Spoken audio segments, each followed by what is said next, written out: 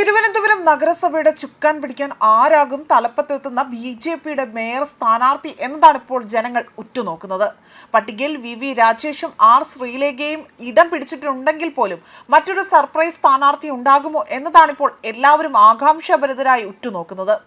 ഇന്ന് ഉച്ചയോടുകൂടി തന്നെ മേയറെ പ്രഖ്യാപിക്കും. ചരിത്ര വിജയം കുറിച്ചുകൊണ്ട് തിരുവനന്തപുരം കോർപ്പറേഷനിൽ ബി.ജെ.പിയുടെ ആദ്യ മേയർക്കായുള്ള കാത്തിരിപ്പിലാണ് ജനം. ബി.ജെ.പി ജില്ലാ പ്രസിഡന്റ് വി രാജേഷ്, മുൻ DGP ആർ ശ്രീലേഖ എന്നിവരുടെ പേരുകളാണ് മുൻതൂക്കമെങ്കിൽ പോലും അന്തിമ പട്ടികയിൽ ഒരു സർപ്രൈസ് പേര് ഇടം പിടിക്കാനുള്ള സാധ്യതയും തള്ളിക്കളയാനാകില്ല എന്നതാണ് വിലയിരുത്തപ്പെടുന്നത്. സംസ്ഥാന കേന്ദ്ര നേതൃത്വങ്ങളുടെ പച്ചക്കൊടി ലഭിക്കുന്നതോടുകൂടി തന്നെ ഇന്ന് ഉച്ചയോടുകൂടി തന്നെ ഔദ്യോഗിക പ്രഖ്യാപനം ഉണ്ടായേക്കുമെന്നാണ് വിലയിരുത്തപ്പെടുന്നത്. ഭൂരിപക്ഷത്തിന് ഒരു സീറ്റിന്റെ കുറവുണ്ടെങ്കിലും അത് ഭരണത്തെ ബാധിക്കില്ല എന്ന ആത്മവിശ്വാസത്തിലാണ് ബി.ജെ.പി നേതൃത്വമുള്ളത്.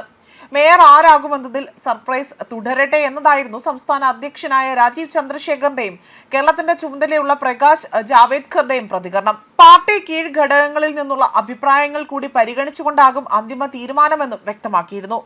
2 സ്വതന്ത്ര അംഗങ്ങളുടെ നിലപാടും ബി.ജെ.പി ഭരണത്തിൽ നിർണായകമാകുമെന്നതാണ് മറ്റൊരു വസ്തുത. ഭരണപക്ഷത്തെ നേരിടാൻ പ്രതിപക്ഷ നിരയും സജ്ജമായി കഴിഞ്ഞിരിക്കുകയാണ്.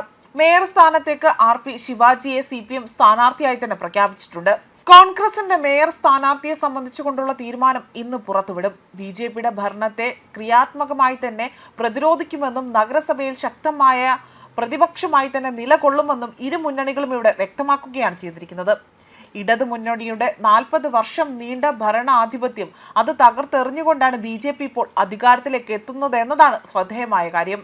ഇന്നലെ നടന്ന സത്യപ്രതിജ്ഞാ ചടങ്ങിൽ വലിയ ആവേശത്തോടെയാണ് ബി.ജെ.പി കൗൺസിലർമാർ എത്തിയിരിക്കുന്നത്. വി രാജേഷിന്റെ സംഘടനാ മികവോ ആർ ശ്രീലേഖയുടെ ഭരണ പരിചയമോ അതോ പുതിയൊരു മുഖമോ നഗരസഭയിൽ ചുക്കാൻ പിടിക്കുക എന്നതാണ് തലസ്ഥാനം ഇപ്പോൾ വലിയ രീതിയിൽ ആകാംക്ഷയോടെ തന്നെ ഉറ്റുനോക്കുന്ന മറ്റൊരു കാര്യം. ന്യൂസ് ഡെസ്ക് കർമ്മ ന്യൂസ്.